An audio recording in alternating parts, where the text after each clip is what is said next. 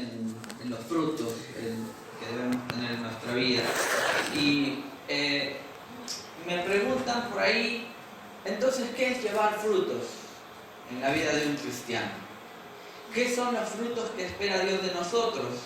Sí, están los frutos espirituales, pero si englobamos todo lo que el Señor espera en la vida de una persona, el anhelo del Señor es que llevemos frutos, dice ahí en Juan capítulo 15, ¿verdad?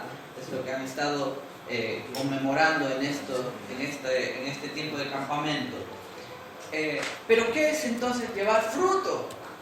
Llevar fruto es poder crecer. Es crecer. Porque cuando uno crece, naturalmente se van dando los frutos. Cuando vemos un árbol, una planta de fruto, un árbol frutal, el árbol va creciendo, la plantita, como dicen aquí, el palo va creciendo y naturalmente, en su proceso natural de crecimiento, los frutos se dejan ver. Pero ¿qué pasa cuando una planta empieza a crecer y los frutos no están? Ya es tiempo y no están. Entonces ahí es donde entra una preocupación, ¿no? Entra la preocupación. Cuando tú ves a un niño crecer y en su proceso de crecimiento, los médicos tienen ciertas evaluaciones que van haciendo a los niños para determinar si su crecimiento está siendo natural, está haciendo un proceso que esperan naturalmente o hay algún problema, ¿no? Como tengo 2 hijos, los 2 son chiquitos todavía, yo sé muy bien eso. Lo llevamos al pediatra y el pediatra empieza a revisarle las manitos y se pone los deditos en las manitos y el bebito responde y agarra los deditos, ¿verdad? No sé si han visto. Incluso lo prueban con los pies. Imagínense a un bebito ahí y pone sus deditos y con los dedos del pie enrollan los dedos. Eso es un buen síntoma. Significa que el bebé está creciendo bien. Y entonces, a medida que va creciendo, pues después vienen los terribles 2, le llaman así, en donde el niño empieza a definir su carácter y ahí lo conoces. Y no sé si es una mala palabra aquí, pero en Perú a veces sí y en Argentina no, pero voy a usar mi término argentino. Joder. Y me perdonan si es mala palabra. Entonces, están ahí, van por aquí, por allá, pero después algunos de esos terribles 2 se convierten en terribles 3, terribles 4, terribles 5, y yo tengo uno de terribles 7. Sigue con... Entonces, te das cuenta que no está creciendo naturalmente, que hay algunas cosas que esperan, pero no lo vemos. Y entonces, cuando uno crece en su vida espiritual, nace, tiene un nuevo nacimiento, inicialmente los cristianos no esperamos nada de un nuevo nacido. Esperamos que empiece a formar su convicción, su carácter, su vida cristiana, pero después de que va creciendo, esperamos ver los frutos de lo que se está sembrando en su vida.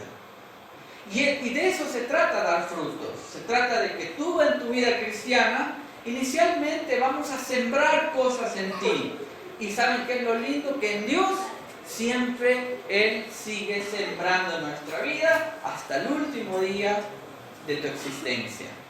Pero cuando vemos en el proceso de los cristianos, y a veces 5 años y seguimos sembrando, 10 años y seguimos sembrando, y 15 años y seguimos sembrando, y los pastores dicen, bueno, ¿y cuándo va a dar fruto? Pues, ¿no? Y empiezan vamos a orar más fuerte, vamos a ayunar por este hermano, ¿verdad? Vamos a hacer ayuno, cadena de ayuno de 40 días, porque no hay frutos. La preocupación empieza a hacerse notar. Entonces es parte natural de la fe que una persona nace en este nuevo nacimiento, crece y después da sus frutos. Entonces eso es lo que espera Dios de nosotros. Espera que demos mucho fruto. porque dice Juan 15 que ahí cuando hay frutos, entonces ahí se ve la gloria de Dios.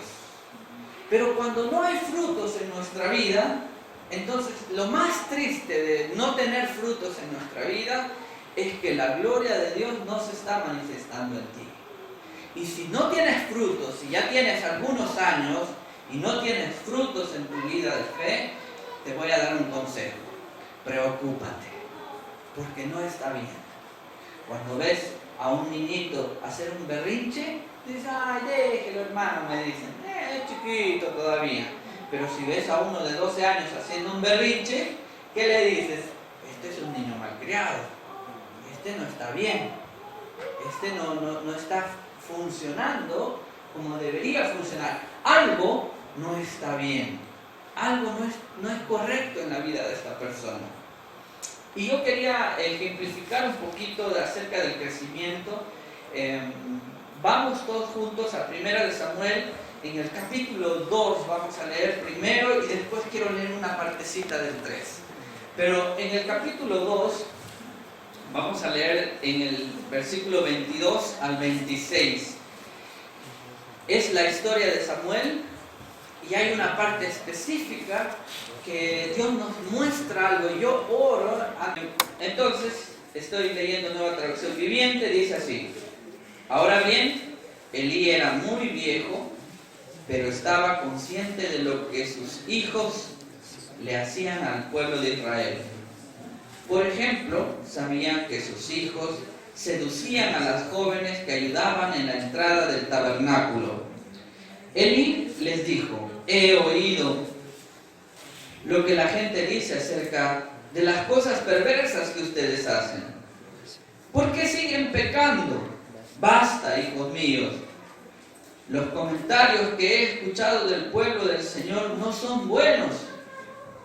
Si alguien peca contra otra persona, Dios puede mediar por el culpable.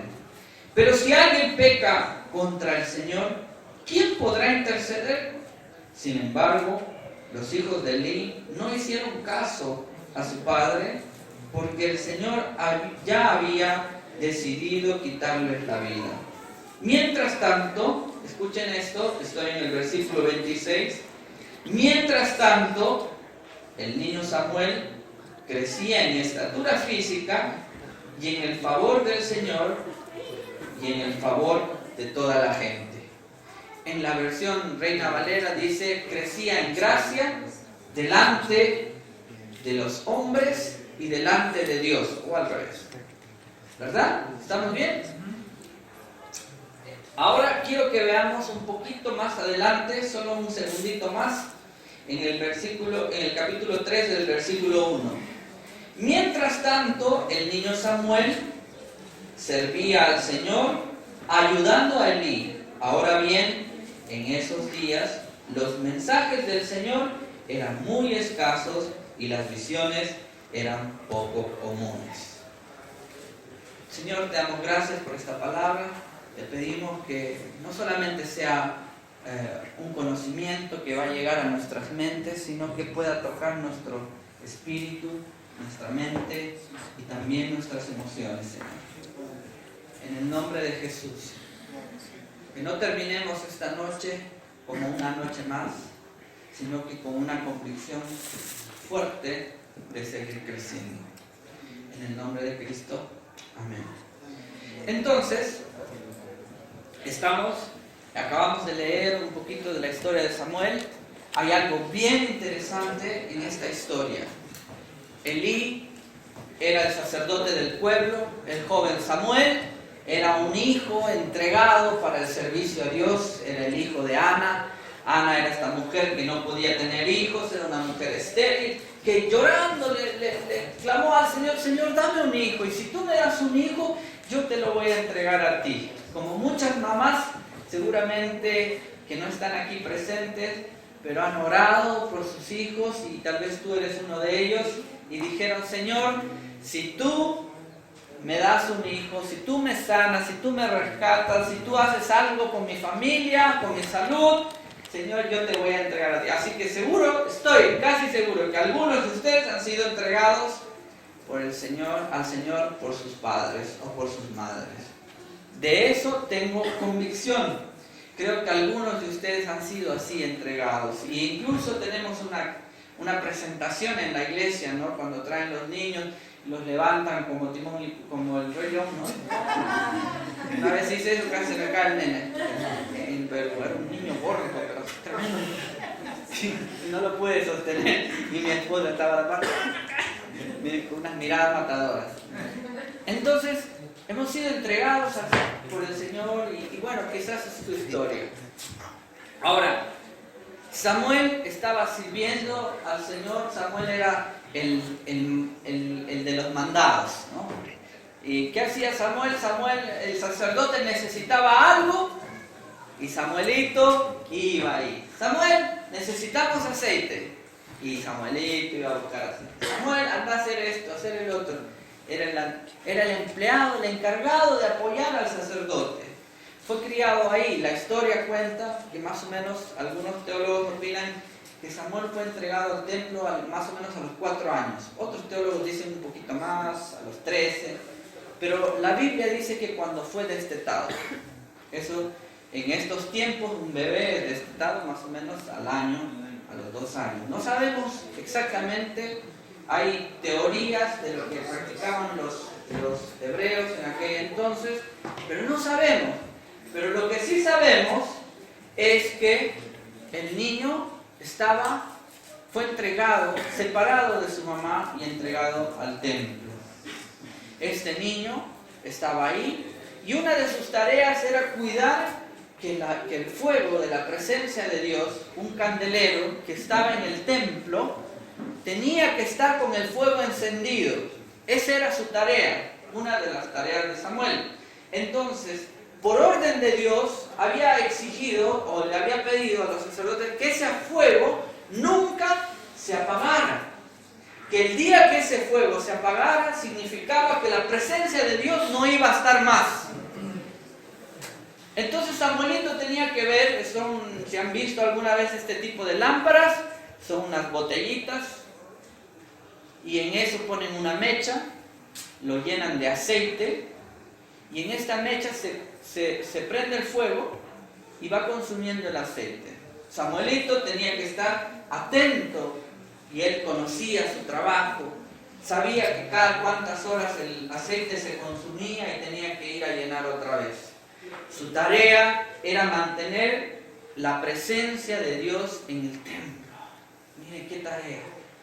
Samuelito corría y si el aceite se acababa a las 3 de la mañana, él tenía que levantarse, ya sabía que a esa hora tenía que llenar porque ya calculaba el tiempo.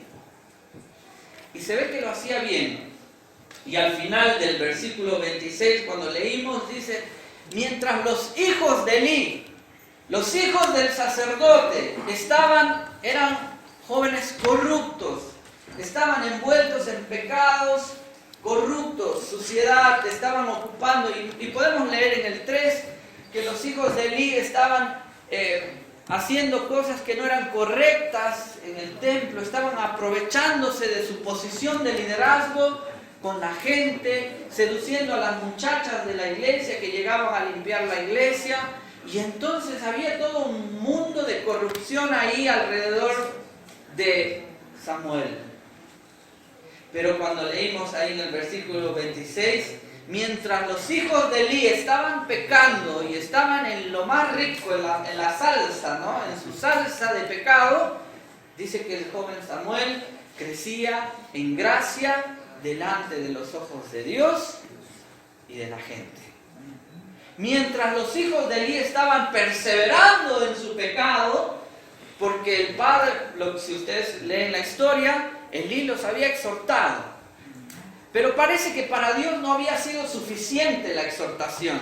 Parece que para Dios la exhortación de Elí fue muy blanda, fue muy condescendiente, fue algo muy livianito.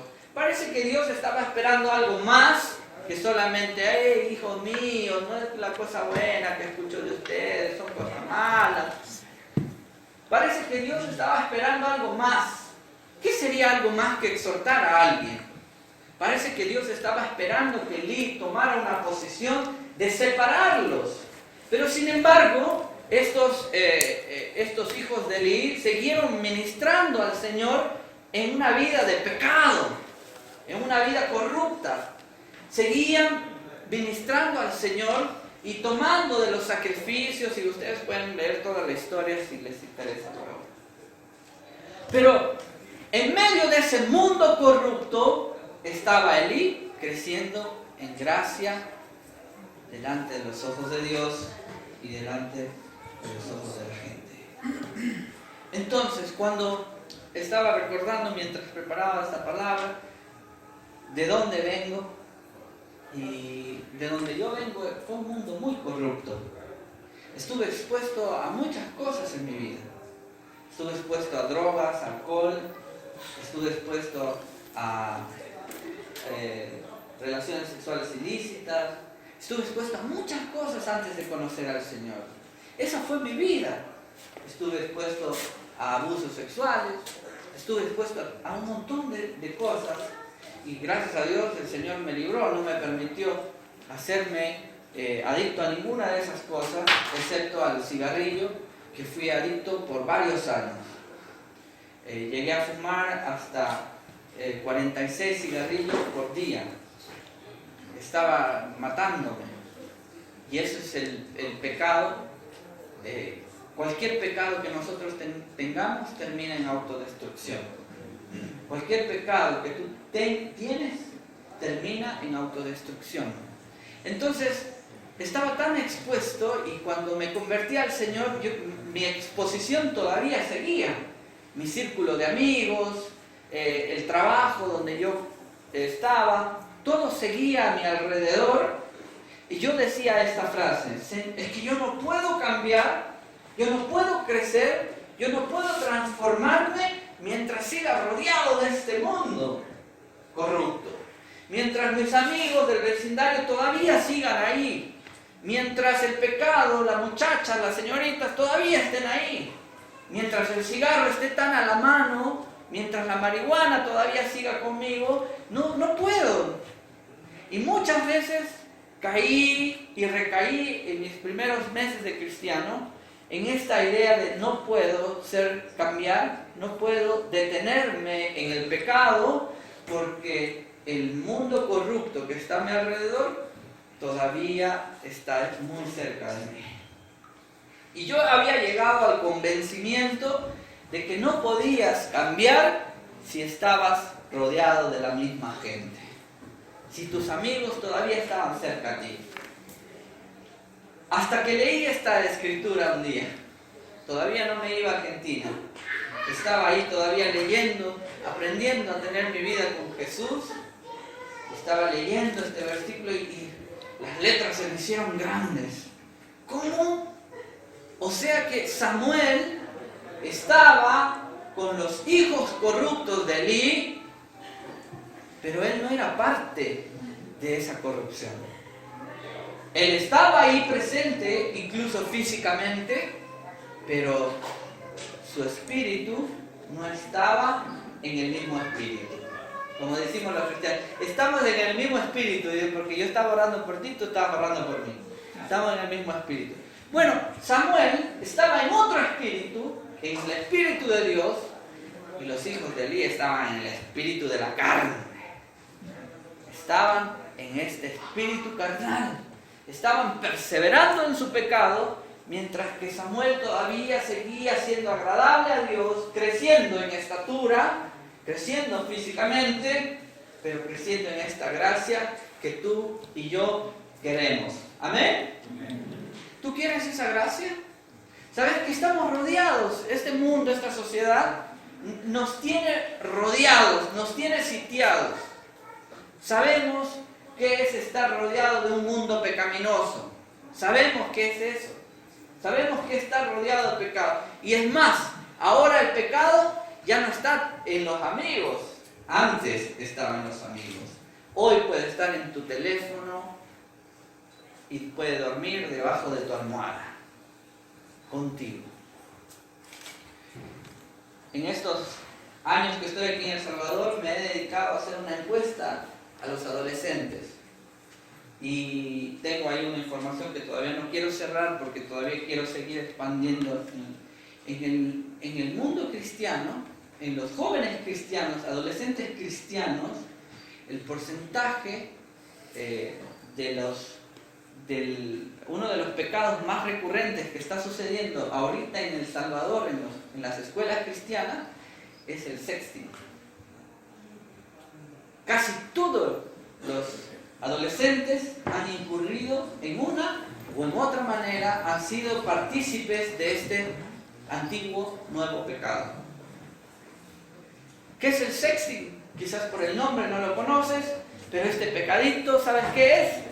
Es esta habilidad que tienen los adolescentes para tomarse fotos desnudos de sus partes íntimas y compartirlo con alguien y recibir en retribución otra foto similar. Y eso termina a veces en chantajes. Hemos visto historias muy tristes de adolescentes que han tenido que dejar el colegio e irse a otro porque el bullying era demasiado con respecto a esas fotos. Publicaciones en estas páginas amarillistas que existen. Es terrible. ¿Y sabes qué? Hay muchos jóvenes cristianos involucrados en ese tipo de pecado.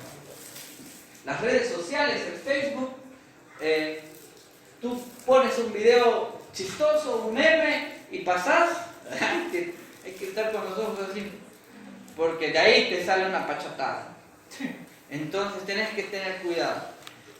Yo me quité la aplicación y cuando lo uso por Google Chrome es bien interesante porque no se puede ver más. Ves 1, 2 y ya está. Bueno, y yo mismo me autolimito en esto. Porque no estamos libres.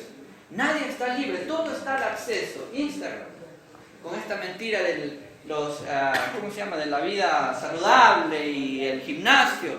Todo lo que sale ahí son chicas mostrando el trasero. Con respeto de ustedes, señoritas y jóvenes. Pero eso es lo que vemos. Eso es lo que ahí está. Eso es lo que no tenés que ir muy lejos. Está ahí contigo y todavía duerme debajo de tu almohada. Esa es la realidad. Eso es lo que nos acompaña. El mundo corrupto está ahí alrededor. Y de ahí puede ser que tus compañeros, tus amigos, la corrupción puede estar cerca de ti. Y más de lo que te imaginas. Pero sin embargo, este Samuel dice que no era parte de la corrupción de los hijos de Eli. Al haber sido un niño crecido cerca de estos, dicen por ahí, el que anda con lobos, el que anda con lobos, a aullar aprende. Pero este lobito estuvo ahí este perrito estuvo ahí andando con los lobos, este cachorrito, y no aprendió a aullar, sino que todo lo contrario, empezó a crecer en gracia delante de los ojos de Dios y de la gente. Qué interesante, ¿no? Ahora, entonces, ¿qué es lo que le hizo a Samuel diferente? ¿Y saben qué es el punto principal en Samuel para que él fuera diferente? He tomado algunas ideas sobre lo que, primero, que era un llamado de Dios. Dios tenía un propósito con él. ¿Cuántos de nosotros conocemos que tenemos un propósito con Cristo? Que Dios tiene un propósito con tu vida. Que no estás aquí solamente para tener el mejor iPhone. Que no estás aquí solamente para comprarte el mejor carrito y tener tu PlayStation 4 o tu Xbox. Que estás aquí para mucho más que eso. Que hay gente que te necesita. Que hay personas con el carácter que tú tienes, con la esencia que tú tienes, que está esperando algo de Dios a través de ti. ¿Sabes? A veces nosotros nos sentimos tan disminuidos en nuestras habilidades, en nuestro carácter, en lo que somos. Conocí a un dominicano ahí en Argentina, un negrito, morechito, el pelo bien, ¿cómo le dicen? Preto, negrito, así. Y él llegó a Argentina, en el sur. El sur de Argentina ha sido colonizado por galeses, por gente de Gales, o sea que son medio gringos todos. Y él llegó el negrito ahí, el dominicano. Y ¿saben qué? La gente lo miraba al negrito y decía, será humano, decía, ¿no? Y lo tocaba, ¿puedo tocar tu pelo? Le decía a la gente en la calle. Sí, toca, le decía, vieron cómo son los dominicanos. Sí, chico, tócame, el chico, tócame todo. Y le decía, ¿y tu nariz? Mira, tu piel, tu color. ¿Y saben qué es lo que pasaba? Que la gente quedaba fascinada con el negrito. Porque no había negros ahí. No había ni uno solo. Entonces todos y él agarraba y decía, bueno, y empezaba a hacerse amigos y al rato estaban de rodillas los 3 argentinos ahí. De rodillas en la parada del bus. Y estaban orando y aceptando a Cristo. Yo miraba, voy a intentar yo también. Y no podía, no me salía, porque yo no era atractivo para los argentinos. Y decía, ¿cómo haces? Y traía gente al ministerio, y traía 20, vamos a tener un campamento. Y dije, ¿cuánto vamos a traer? Él traía 60 chicos al campamento. 60 jóvenes para un campamento de jóvenes.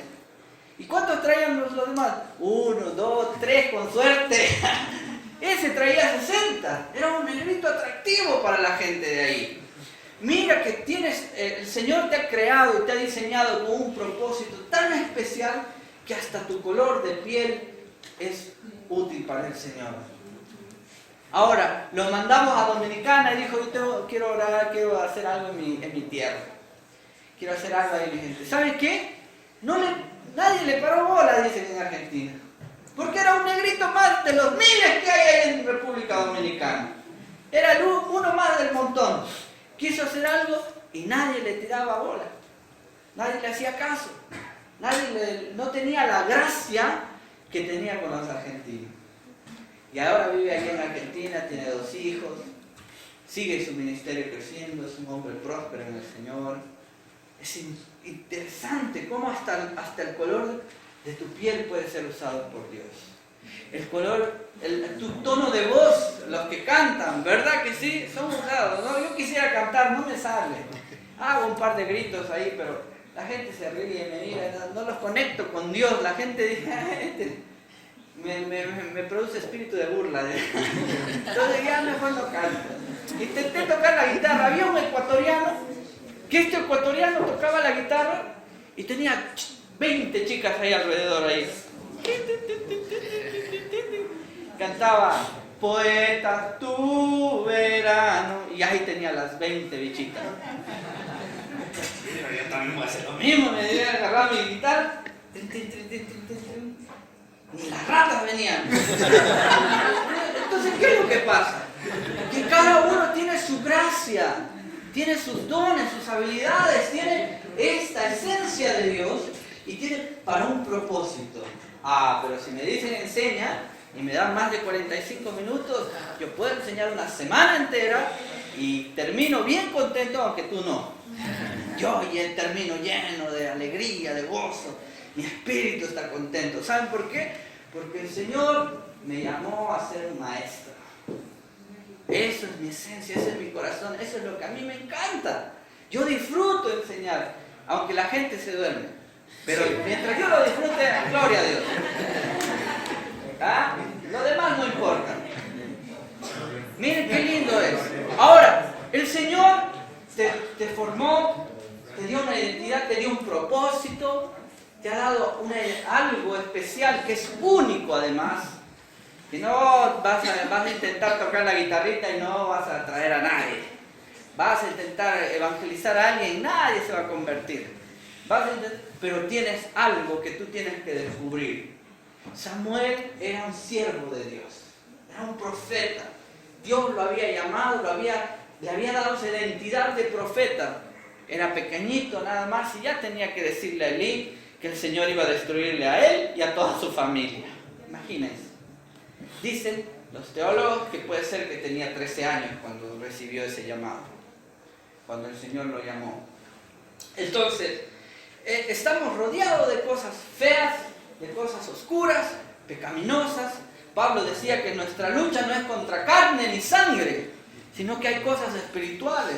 ¿Por qué la gente mata en El Salvador? ¿Por qué la gente hace maldades, destruye? extorsiona, ¿son personas las que están haciendo o son espíritus dominados por estas personas? Hay espíritus gobernando sobre sus vidas que no los dejan a ellos ejercer la libertad que tenemos nosotros en Cristo. Ahora, otra cosa que tenía Samuel era convicciones. Convicciones de su vida, de lo que su mamá había hecho por él. ¿Cuántos cristianos saben? Hay aquí en medio de nosotros, si tú lo sabes, levanta tu mano. Si no lo sabes, está bien. ¿Tus padres te entregaron al Señor cuando eras niño o cuando eras un bebé? ¿Sabes? ¿Tú? 2, ¿quién más? 3, 4, 5, 6, 7. No tengas vergüenza. No voy a pasarlos al frente. Está bien, no tengas miedo. Ahora pasen al frente todos. No, mentira. Entonces, ¿qué pasa? Que el Señor Samuel ya sabía para lo que había sido llamado y era para ser siervo del Señor. Entonces, en ese entendimiento, abrazando sus convicciones, abrazando de su procedencia, entonces crecía en gracia delante de los ojos de Dios y delante de los ojos de la gente. Ahora tú me dices, pero a mí no me han orado cuando yo era niño. Bueno, te oramos ahorita acá. Y ya está. Te oramos y te entregamos al Señor, ¿verdad? Sí, lo levantamos entre todos. Y ya lo entregamos al Señor. Y ya estuvo. ¿Sabes qué? Las convicciones de un cristiano. Yo me siento apenado. A veces siento que las convicciones de los jóvenes cristianos son tan débiles. Tienen convicciones para comprarse pantalones apretados que hasta no sé cómo caminan, pero ahí está.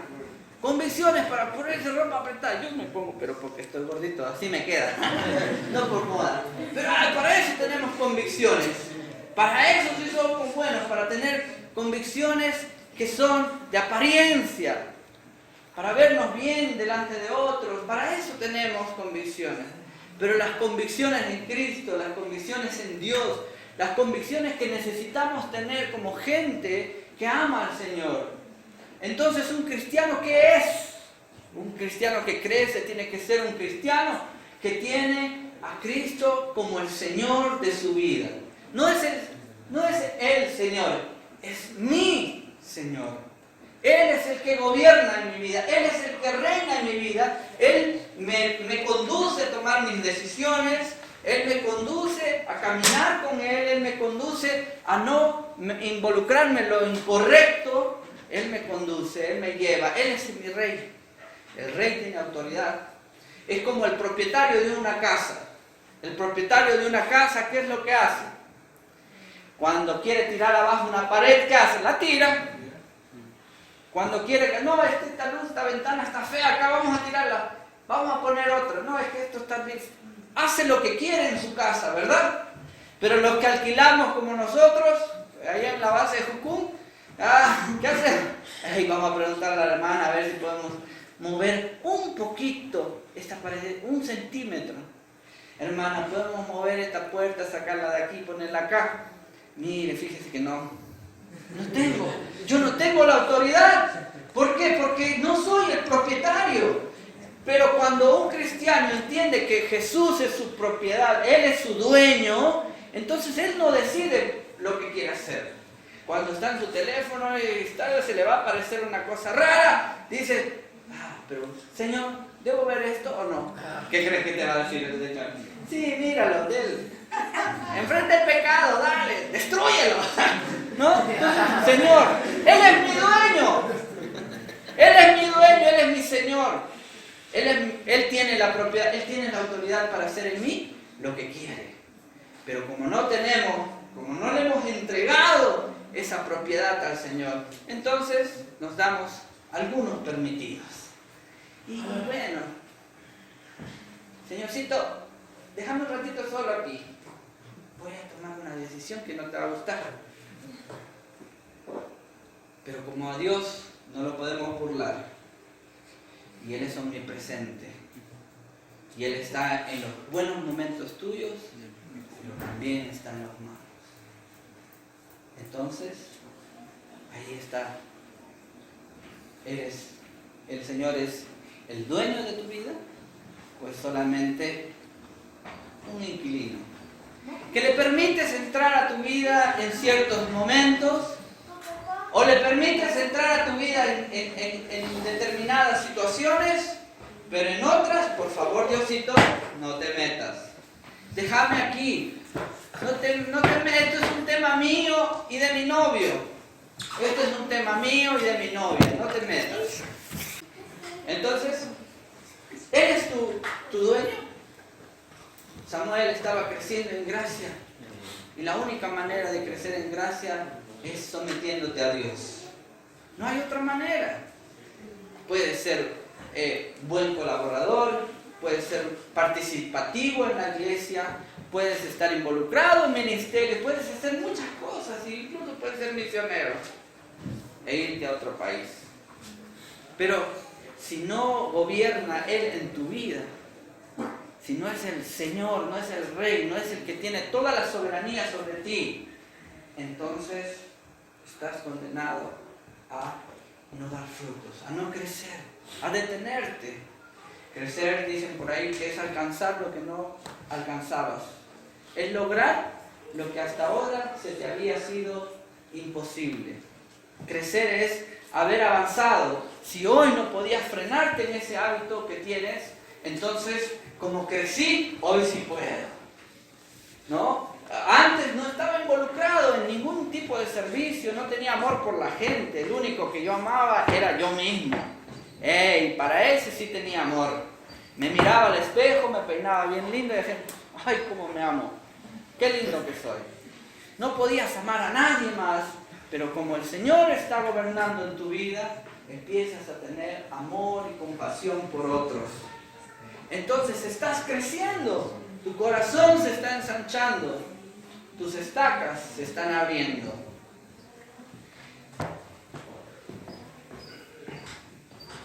Algo bien interesante que leímos en el capítulo 3 es que dice que en aquel entonces, cuando Samuel recibió el llamado del Señor, dice que en aquel entonces las visiones y las revelaciones no eran muy frecuentes. Escaseaba, no había, no se podía ver. Era un tiempo oscuro. Ahora, sin ser catastrófico, pero ¿será que hay mucha visión en los jóvenes de hoy?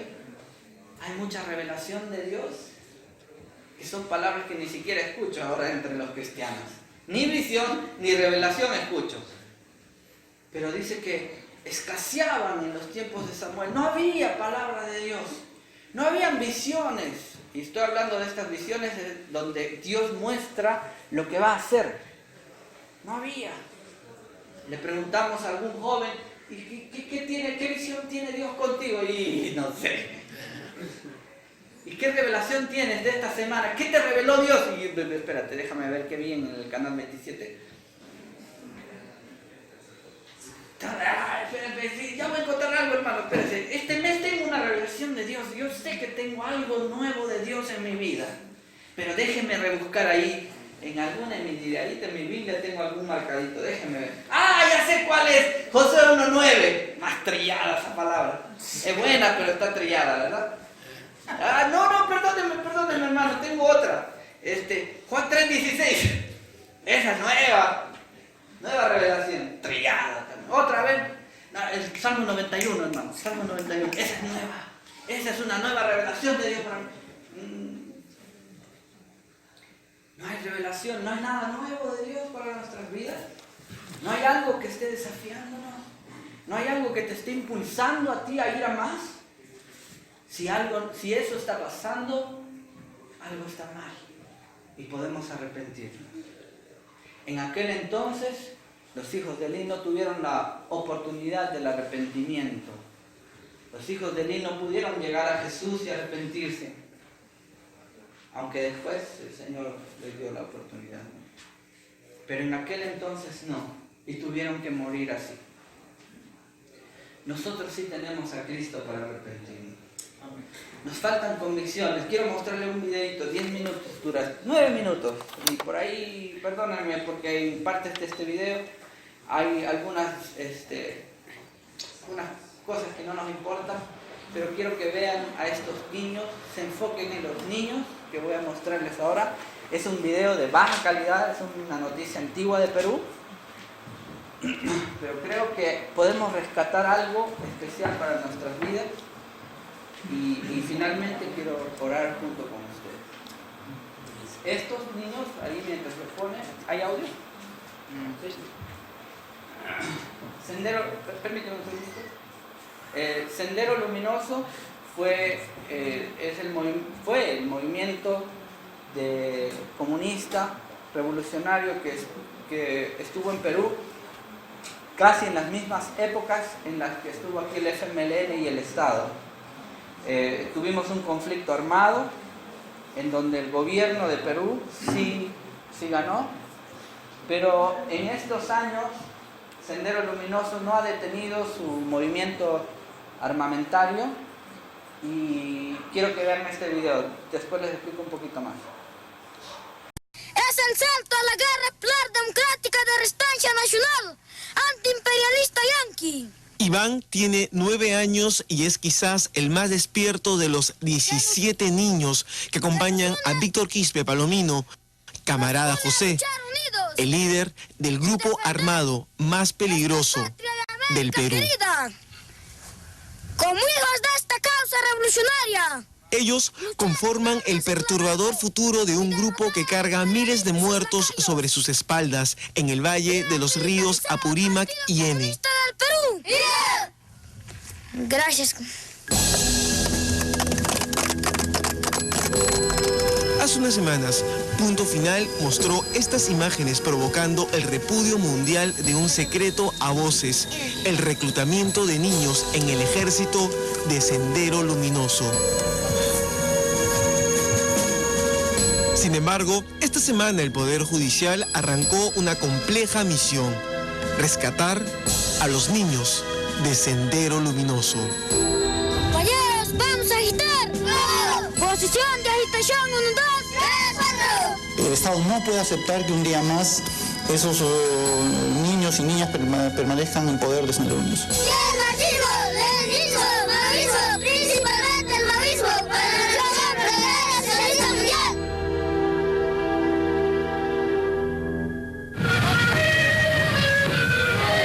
A mediados de los 80s, la televisión tuvo acceso a este video.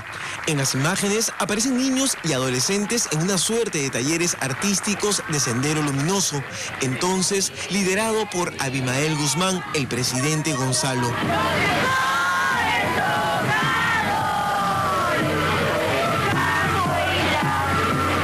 Sí utilizaba a los niños y los utilizaba bajo el nombre de los pioneros.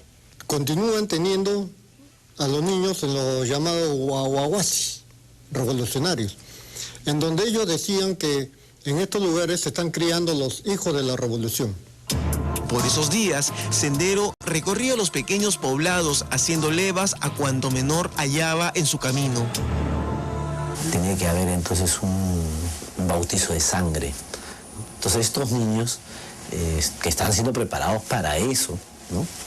Evidentemente es muy importante que vayan empezando por tirar el tiro de gracia a los que están heridos y algunos agonizantes. En 1991, esta noticia abrió los noticieros. Un menor de 12 años, miembro de Sendero, murió al estallar la dinamita que acababa de poner en una torre de alta tensión. Y en esos tiempos la familia no denunciaba. ¿Por qué? Porque no había dónde denunciar, ¿no? No había dónde denunciar. Además se le tenía miedo al partido, ¿no? Porque el partido tenía 1000 ojos y 1000 oídos, entonces la gente de la comunidad, nadie denunciaba.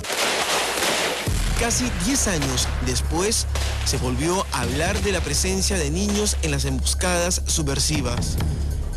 En uno de los últimos ataques senderistas en la localidad de Sanabamba, donde murieron 15 soldados del ejército, los sobrevivientes informaron que ese día hubo niños y mujeres. Entonces surgieron las interrogantes: ¿cómo enrolan a los niños? ¿Cuántos son? ¿Y qué funciones cumplen?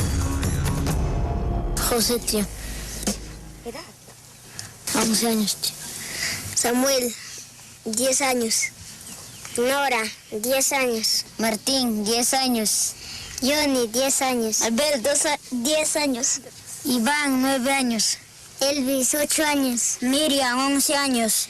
Renato, 9 años. Hila, 11 años. Víctor, 10 años. Sandro, 10 años. José, Justinio, 8 años. Rubén, 11 años. Agustín, 10 años. Wilder, 10 años. Estas son imágenes que no pusimos en la emisión del primer reportaje sobre el camarada José y Sendero Luminoso. Aquella vez registramos la ordenada fila de los niños a la hora del almuerzo. Cada uno lleva su plato hasta donde están las mujeres que se encargan de servirles. Mientras tanto, Víctor y Jorge Quispe Palomino, camarada José y Raúl respectivamente, nos contaban que ellos son los profesores de los niños en las escuelas populares. ¿Y ustedes también dictan clases? Sí. Cuando tenemos tiempo le retransmitimos de la política, problemas militares, cultural, problemas de respeto, por ejemplo, a las instituciones públicas, a las cosas del partido, del ejército, del pueblo, a las cosas ajenas, a ser responsables, ¿no? Hasta donde tienen cosas por cuidar y garantizar. Lleven su plato. Traigan su plato.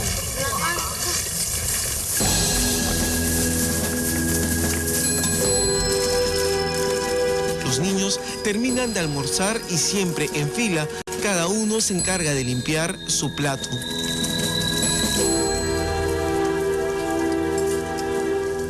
Mujeres combatientes proletarias, romper las cadenas de opresión, con guerra popular, con heroicidad, alcanzar las alturas de la emancipación. Un niño, ¿hasta qué punto tiene noción de lo que es la revolución y del significado del Partido Comunista del Perú? Bueno, a un niño no se le puede exigir muchas cosas. Educamos en función de ello. El niño necesariamente hasta los 16, 17 años, o depende de su habilidad mental, pueda tomar conciencia antes, y eso esperamos también. Están siendo educados en una escuela política militar. Según el camarada José, los niños son hijos de los mismos militantes de Sendero Luminoso. ¿Ha habido casos, por ejemplo, de niños, no sé, de 11 años que pueda desarrollar su talento ya militarmente? No, no creo. ¿Cuál es la edad promedio, más o menos? Desde los 15 años, 16, 17 años. Pero toda la experiencia se le va retransmitiendo. ¿Has visto tu nombre? Carlos. Carlos. ¿Cuántos años tienes tú, Carlos? Yo, 16 años. 16 años. ¿Esta qué arma es? ¿Cómo se llama? Este se llama MGL. MGL. ¿Y tú ya sabes manejarla también? Sí, ya sé manejar. El menor entre 14 a 16 años es quizás el más utilizado y el que, como ya desarrolló sus hormonas y pasó a la adolescencia, es quizás el que se considere mejor soldado. ¿Por qué? Porque es totalmente manipulable. Conquistar el poder en todo el país para el pueblo y la nación peruana. Conquistar el poder en todo el país para el pueblo y la nación peruana. ¡Viva la guerra popular democrática prolongada! ¡Viva la guerra popular democrática prolongada! ¡Firmas, compañeros! Oye, ¿ustedes también caminan así ¿Caminan también así por arriba? Sí. ¿Y no se cansan? Yo he caminado, me he cansado. ¿Cuántos partidos de fútbol pueden jugar ustedes? Varios. ¿Varios? ¿Y no se cansan? ¿Qué les gusta más, jugar pelota o estar en clases? Estar en clases. Listo. A ver, vamos a verlo cómo juegan, pues. La crudeza de estas imágenes corroborando la leyenda negra sobre los niños en la subversión desencadenó una tormenta de voces para rescatarlos. El 20º Juzgado Penal de Lima admitió la demanda y comienza así uno de los procesos más complejos para el Estado peruano. Meses después de... Bueno, esto sucedió hace algunos años atrás en el Perú. Son niños que estaban siendo, el gobierno peruano los rescató. Eso es algo bueno para contar.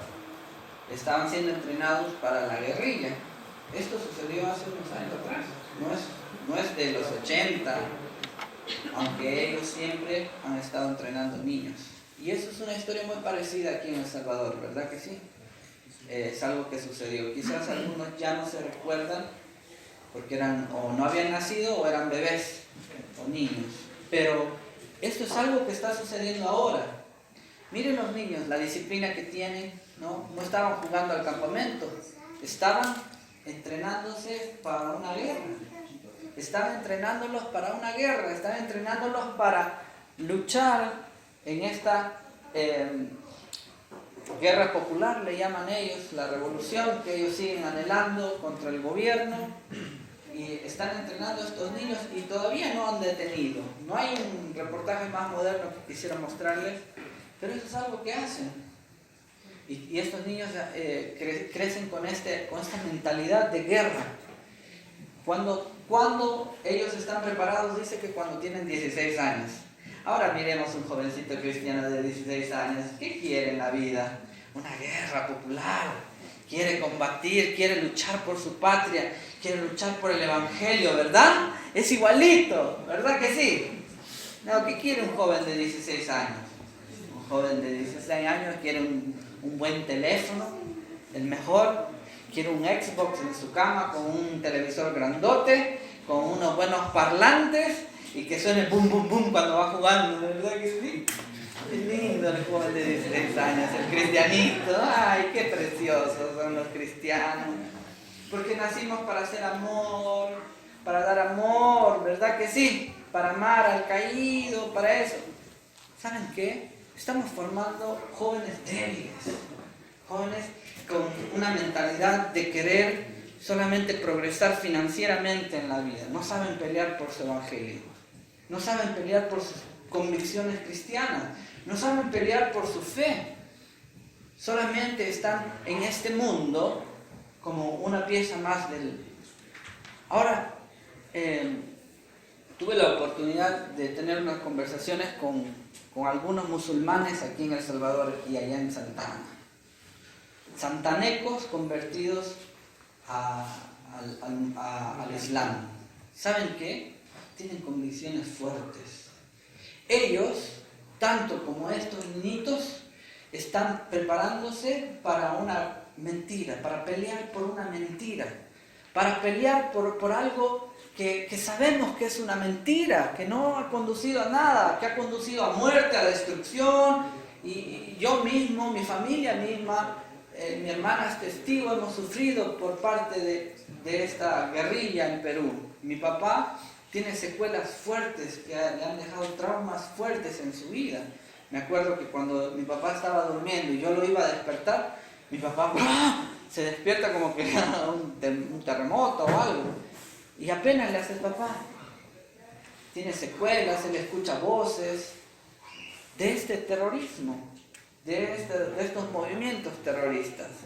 Pero sin embargo, nosotros como cristianos no tenemos convicciones. Nuestras convicciones son muy flácidas, son muy blandas. No estamos entrenando a nuestros jóvenes para ser guerreros del Señor.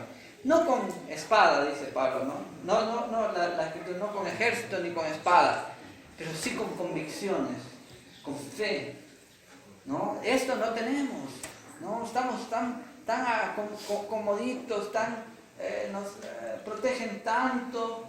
Ay, tuvimos un campamento de 5 días, uy, las mamás se alteran cuando dicen 5 días. Si con las justas te han dejado venir por 3. Ay, la mamá llorando te fue a dejar en el bus, ¿verdad que sí? Ay, todos los días te manda mensajitos. Mi amorcito, ¿ya fuiste al baño en la mañana, a las 6 de la mañana? Anda al baño, no te van a hacer pipí. ¿Verdad que sí? Algunos no, algunos no. Ay, que en Sudamérica los campamentos, ¿sabes cuánto duran? Duran un mes o 2 semanas. Uy, tú te mueres, ¿verdad? Si 3 días te duele la espalda, imagínate un mes. Oh.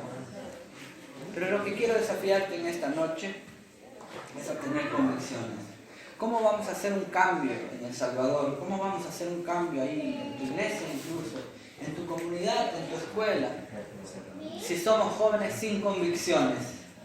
Los musulmanes, miren qué lindo. Cuando una mamá dice, cuando un joven le dice a su mamá, mamá, papá, quiero ser misionero, la mamá llora. ¡Ay, no!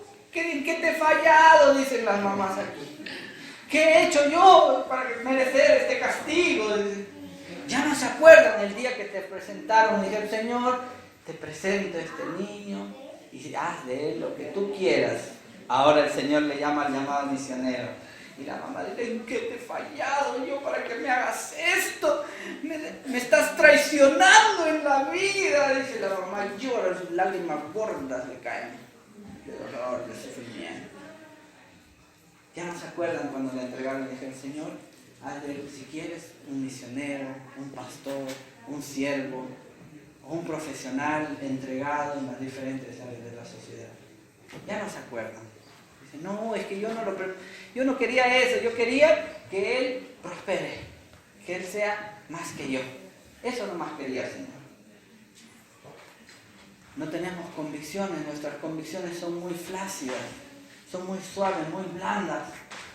¿Y cómo vamos a lograr un cambio? ¿Cómo vamos a lograr ser luz en medio de la oscuridad si tenemos convicciones tan suaves?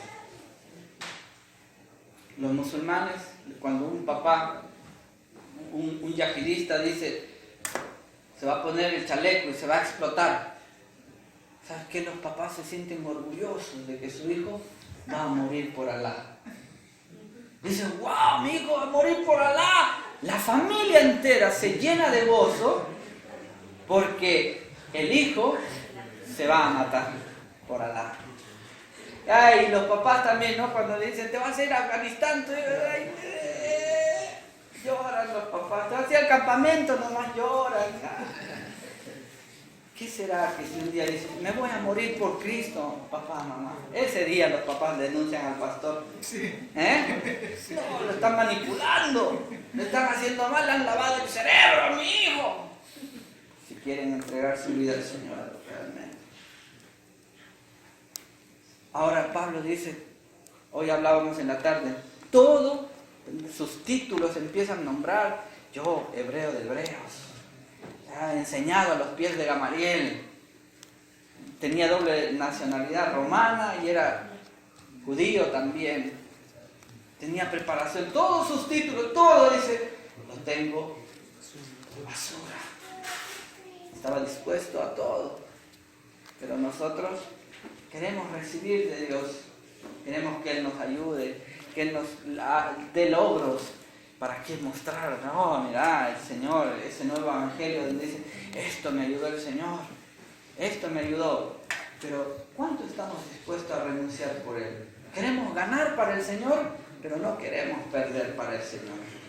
Y el evangelio es ganar para el Señor, pero también es perder para el Señor. Ese es el evangelio verdadero, el que te lleva a ti a renunciar quizás a lo que más te gusta. El que te lleva a ti a renunciar, a dejar esas cosas que tal vez a ti te apasionan, pero por amor a Él eres capaz de dejarlo. Por amor a Él eres capaz de entregarlo. Si esta gente puede hacer estas cosas y mayores por el Evangelio, por sus mentiras, ¿cuánto más nosotros por nuestro Evangelio, que es una verdad? ¿Seríamos capaces? ¿Seríamos capaces de hacer cosas así por el Evangelio? Es una pregunta retórica, no tiene respuesta para mí, pero tú puedes respondérselo al Señor. ¿Por qué no oramos un momento? Les quiero pedir, pónganse de pie. Hay convicciones en nuestra vida de que eres capaz para el Señor. No estamos diciendo de hacer cosas locas, de arriesgarnos vanamente, de ir a meternos en los lugares de una manera tonta o ridícula. Estamos hablando de responder a lo que Dios te pide hacer. ¿Cuánta convicción tenemos por nuestro Dios? Esos niñitos tenían disciplina, sabían manejar armas para una guerra que no conduce a nada. Los musulmanes son capaces de ponerse un chaleco lleno de bombas y decir, en el nombre de Alá. ¿Nosotros qué podemos decir en el nombre de Jesús? ¿Qué puedes hacer tú por el Jesús? Por tu Jesús, por tu Rey, por tu Señor. ¿Qué puedes hacer? ¿Puedes hacer algo? ¿Tienes la convicción? Porque estas convicciones que tú tengas serán las que te permitan a ti llevar, crecer y dar frutos. Pero si tú eres un cristiano sin convicciones, sin firmeza, si eres un cristiano que no tiene este coraje, entonces, ¿qué vas a hacer? ¿Qué vas a lograr para el Señor?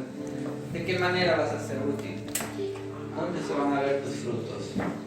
¿Dónde van a estar esos frutos? ¿Escondidos? Dice la Escritura que si un árbol que no da frutos, el Señor le dio un año, vuelvo en un año y voy a ver si está todavía. Y al año siguiente volvió y todavía no encontró. Entonces dijo, córtenlo y quítenlo. Lo destruyeron. Podemos quedar toda nuestra vida como árboles sin frutos, como cristianos sin frutos. Pero tú puedes en esta noche pedirle al Señor, Señor, yo quiero convicciones. Yo tengo un propósito. Hasta tu pelo, el grosor de tu voz, tu color de piel, tus dones, tus talentos, tus habilidades, todo tiene un propósito para el Señor.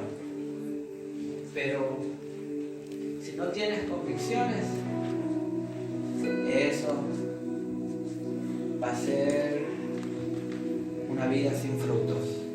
No vas a lograr nada. Y podrás alcanzar cosas que ante los ojos son ¡wow! Podrás tener logros que ante los ojos de los hombres son ¡ay, qué bonito, mire! Pero tú sabes que a Dios no lo has impresionado con eso. Tú sabes que a los ojos de Dios no es nada. Pero si en esta noche tú decides, Señor, dame esas convicciones. Otros pelean, otros luchan con mentiras y son capaces de arriesgar su propia vida por él. Y yo que te tengo a ti, el Dios verdadero, la vid verdadera, ¿yo qué puedo hacer por ti? Señor, te damos gracias. Señor, gracias porque aunque vivimos en un mundo pecaminoso, la corrupción está a nuestro lado.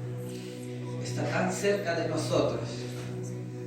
El mundo corrupto, el pecado, la muerte, la destrucción está tan cerca de nosotros.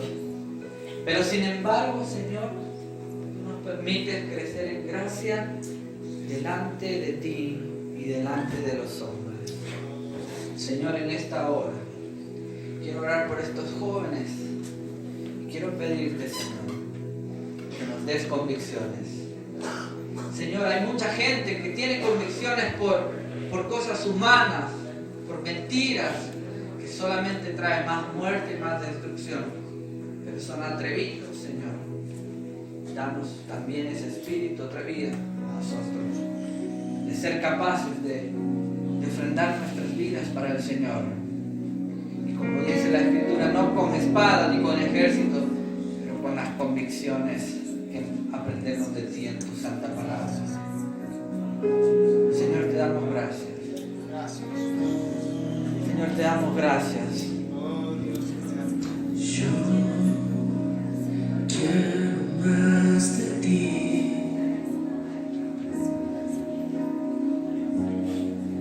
Y habitar tu presencia.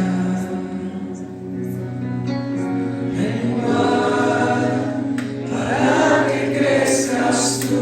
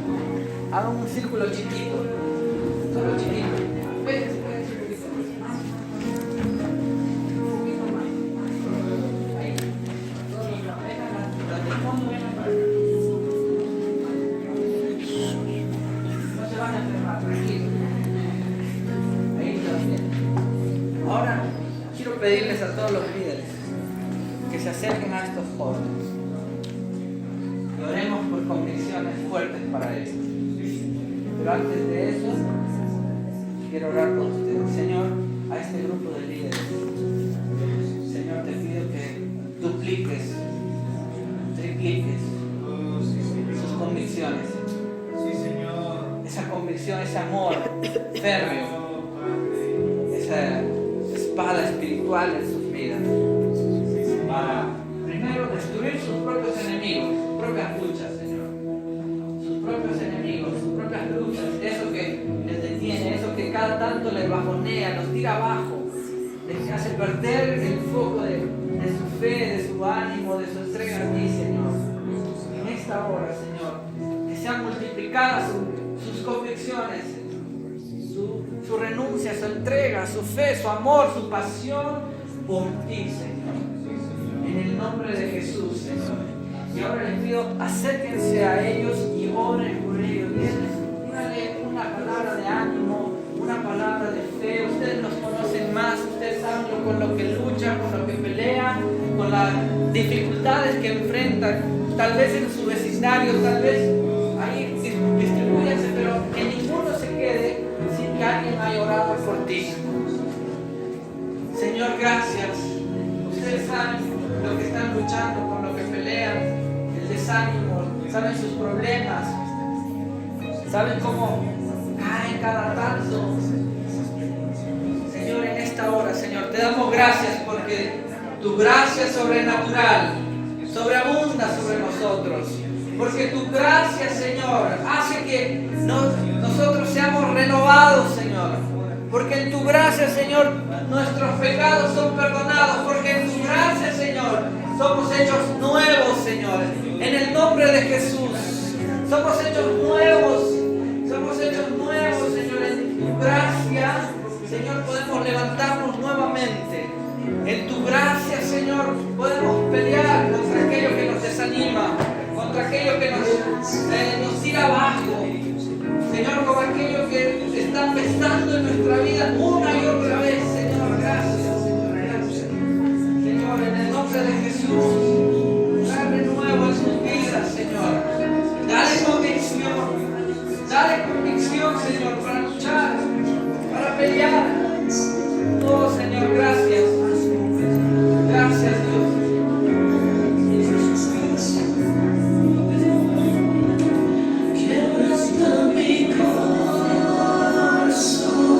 Quebranta mi vida, entrego mi voluntad a ti. Toda distracción en sus vidas, todo lo que trae distracción,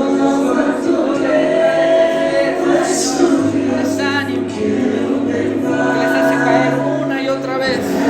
En el nombre de Jesús, en el nombre de Jesús, Señor.